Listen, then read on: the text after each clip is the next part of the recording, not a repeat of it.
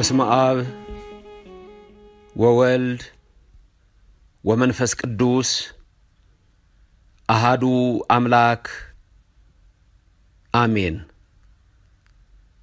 አንደኛ ሳሙኤል ምዕራፍ 15 ቁጥር 33 ሰይፍህ ሴቶችን ልጆች አልባ እንዳደረገቻቸው እንዲሁ እናትህ በሴቶች መካከል ልጅ አልባ ትሆናለች። በመላው ዓለም የምትገኙ በክርስቶስ ክርስቲያን ተብላችሁ የተጠራችሁ እሱ ልጅ ተብሎ ልጆች ያስባላችሁ የተከበራችሁ አዕይንተ እግዚአብሔር አበው ካህናት፣ አሃው ዲያቆናት፣ የቤተ ክርስቲያን ጌጦቿ ምእመናን፣ አባቶቼ፣ እናቶቼ፣ ወንድሞቼ፣ እህቶቼ፣ እግዚአብሔር አምላክ የሚወዳችሁ ሕፃናት ጭምር ሰላም እግዚአብሔር ከሁላችን ጋር ይሁን። የአብ ጸጋ፣ የወልድ ቸርነት፣ የመንፈስ ቅዱስ ኅብረት አንድነት በሁላችን አድሮ ይኑር። የቅድስተ ቅዱሳን የድንግል ማርያም አማላጅነት፣ የእሳታውያን እልፍ አላፋት ቅዱሳን መላእክት ጥበቃ፣ የነቢያት፣ የሐዋርያት፣ የጻድቃን፣ የሰማዕታት፣ የደጋግ አባቶቻችን እናቶቻችን በረከታቸው በእኔም በእናንተም ላይ በዘመዶቻችሁ ላይ አድሮ ይኑር። ሀገራችንንም ካለችበት ከዚህ መከራ ውስጥ፣ ከዚህ ስቃይ ውስጥ፣ ከዚህ ደም ውስጥ፣ ከዚህ ጦርነት ውስጥ፣ ከዚህ ውጊያ ውስጥ፣ ከዚህ የኑሮ ውድነት ውስጥ፣ ከዚህ ከተበላሸ ርኩሰት ውስጥ አይነ ምሕረቱን ወደኛ አድርጎ ገጸ ምሕረቱንም መልሶ በፍቅረ አይን አይቶን በቀደመ ክብራችን እንዲጠብቀን ሰላሙንና ፍቅሩን ለሕዝባችን እንዲሰጥልን የሱ የሩህሩህ አባታችን የደጉ አባታችን የሰራዊት ጌታ የእግዚአብሔር ፍቃድ ይደረግልን። የተከበራችሁ ክርስቲያኖች፣ በኃይለ ቃሉ እንደነገርኳችሁ የነቢዩን የሳሙኤልን ቃል እንዳስታወስኳችሁ በአንደኛ ሳሙኤል ምዕራፍ 15 ቁጥር 33 ላይ እንደተጻፈ ሳሙኤልም አጋግን አለው፣ ሰይፍህ ሴቶችን ልጆች አልባ እንዳደረገቻቸው እንዲሁ እናትህ በሴቶች መካከል ልጅ አልባ ትሆናለች አለው። ታሪኩ እንዲህ ነው። በዛ ሰዓት የእስራኤል ንጉሥ ሳኦል ነው። ከመሳፍንት ቀጥሎ የነገስታት ዘመን ሲመጣ ነቢዩ ሳሙኤል ሳኦልን ቀብቶ አንግሶላቸዋል። ለእስራኤል የራሳቸው ፍላጎት እንጂ የእግዚአብሔር ፍላጎት አልነበረም። የነሱ ፍቃድ እንጂ የእግዚአብሔር ፍቃድ አልነበረም። ስለዚህም ንጉሥ ሳኦል ምንም ከጠላቶቻቸው ቢያድናቸው በእስራኤል ላይ ግን ርኩሰትና ኃጢአትንም ጭምር ያመጣ ክፉ ንጉሥ ሆኗል። በመጨረሻም በርኩስ መንፈስ ይሰቃይ እንደነበረ ነቢዩ ሳሙኤልም ያለቅስለት እንደነበረ በመጽሐፍ ተጽፏል። በዚህ በቀዳማዊ ሳሙኤል ምዕራፍ 15 ላይ የሆነው እንዲህ ነው።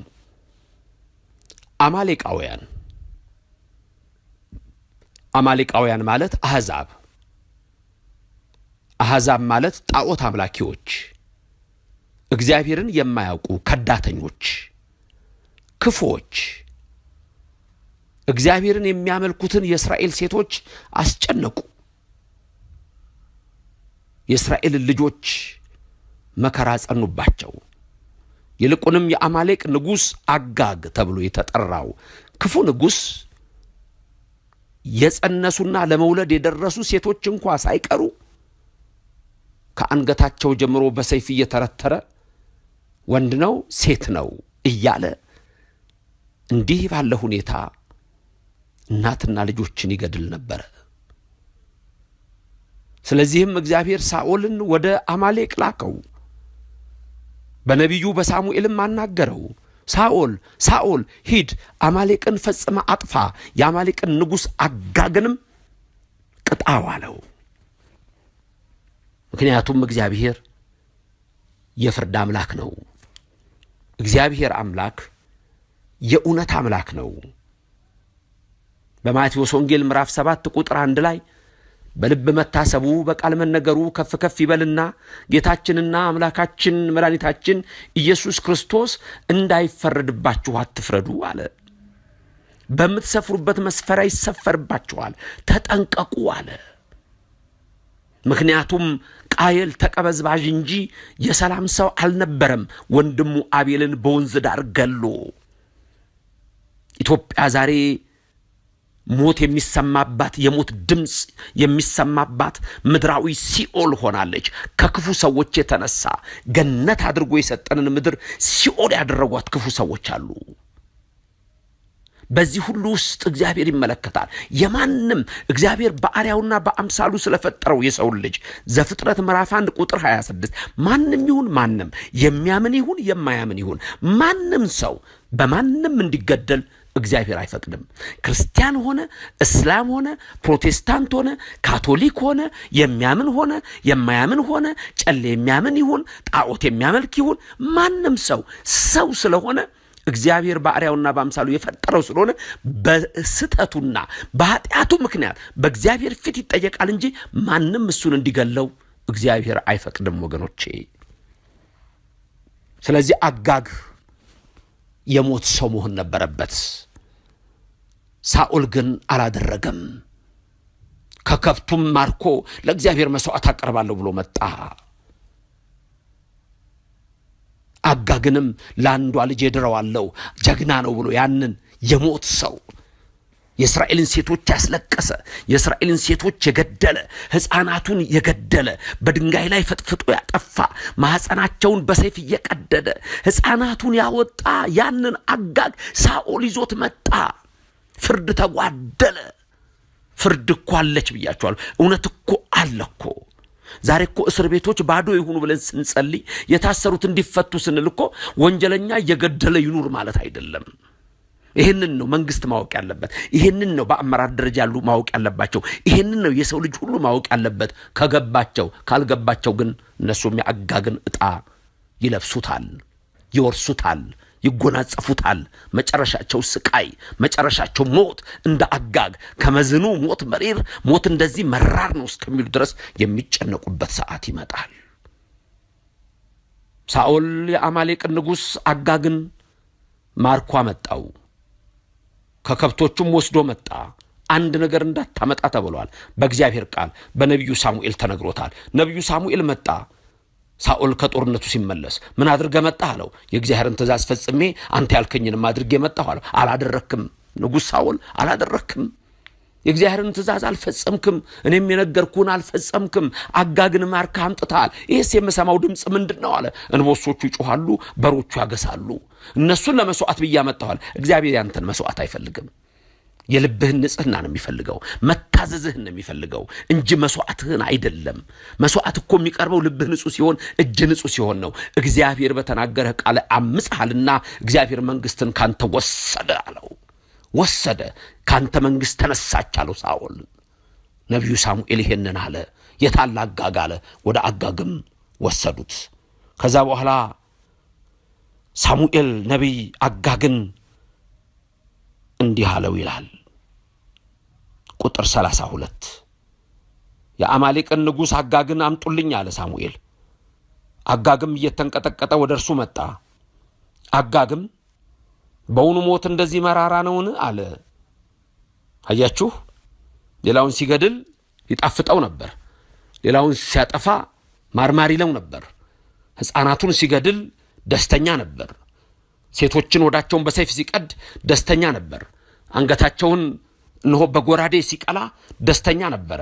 ግን አንድ ነገር እወቁ ክርስቲያኖች፣ ማንም ይሁን ማን ባደረጋት በደል ይጠየቃል። ቃየል ወንድም አቤል የት አለ ይባላል። መልስ የለውም። ተቀበዝባሽ ትሆናለህ፣ ፍጻሜህም አያምርም። በምድርም ትጨነቃለህ፣ ሰማይም እሳት ይጠብቅሃል።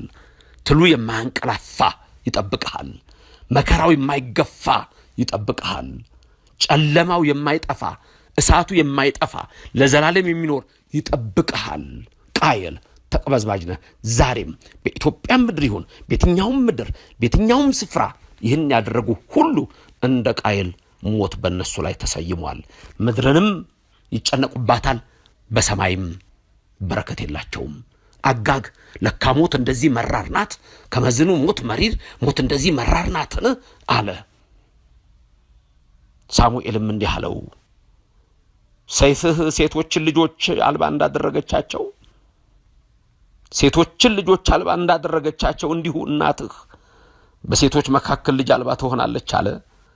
ሳሙኤልም አጋግን በእግዚአብሔር ፊት በገልገላ ቆራረጠው ይላል። ይሄ ነው ፍጻሜው፣ መጨረሻውም ይሄ ነው።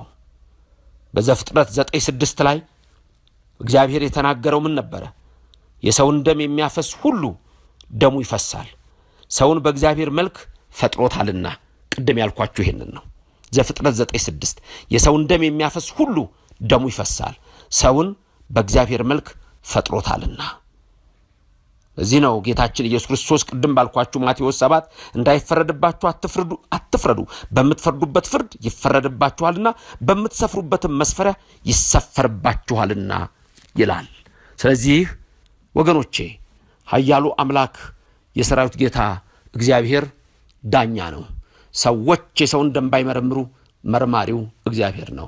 የምድር ገዢዎች ሰውን አልፈጠሩትም፣ ሰውን የፈጠረው እግዚአብሔር ነው። የምድር መሪዎች በአግባቡ እንደ ሳኦል ፍርድ ባይሰጡ እግዚአብሔር ደግሞ ፍርድ ይሰጣል። በአርአያውና በአምሳሉ የፈጠረው የሰውን ልጅ ደሙን የሚያፈስ ሁሉ ደሙ ይፈሳል ተብሎ ተጽፏልና እኛም ከሐሜት ከክፉ ነገር ተጠብቀን የመንግስቱ ወራሾች እንድንሆን አምላካችን ፍቃዱ ይሆንልን። ይራራልን፣ ይቅር ይበለን። እመቤታችን አትለየን፣ በቀኝ በግራ ትቁምልን፣ ከፊት ትምራን፣ ከኋላ ትከተለን። በጦርነት በግፍ በተንኮል ደማቸው የፈሰሰ የሞቱትን ሁሉ የእግዚአብሔርን ፍጥረታት በጠቅላላ እግዚአብሔር በመንግስቱ ያስብልን። አሜን። ክብርም ምስጋናም ለሥላሴ ይሁን። ይህን የሰማችሁትን ሁሉ ለሌላው ሰው አሰሙልኝ። እግዚአብሔር ይባርካችሁ፣ ፊቱንም ያብራላችሁ። አሜን።